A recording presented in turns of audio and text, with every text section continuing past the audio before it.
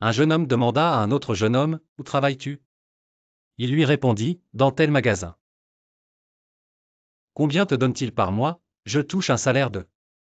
Il lui répondit avec indignation, « Seulement. Comment vis-tu avec ça ? Ton employeur ne mérite pas tes efforts et ne les vaut pas. » Le jeune homme devint alors dégoûté de son travail et demanda une augmentation de salaire, ce que l'employeur refusa. Il se retrouva alors sans emploi.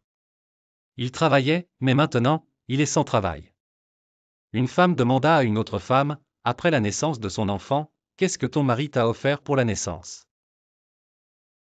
Elle répondit, « Il ne m'a rien offert. » Elle lui répondit, étonnée, « Est-ce possible ? N'as-tu pas de valeur à ses yeux ?» Elle lança cette bombe et s'en alla. Son mari rentra à la maison à midi et la trouva en colère. Ils se disputèrent, échangèrent des mots durs, et il la divorça. D'où vient le problème ? D'une parole dite par une femme. On raconte qu'un père, tranquille, se voit demander, « Pourquoi ton fils ne te rend-il pas souvent visite ? Comment peux-tu croire qu'il est toujours très occupé ?»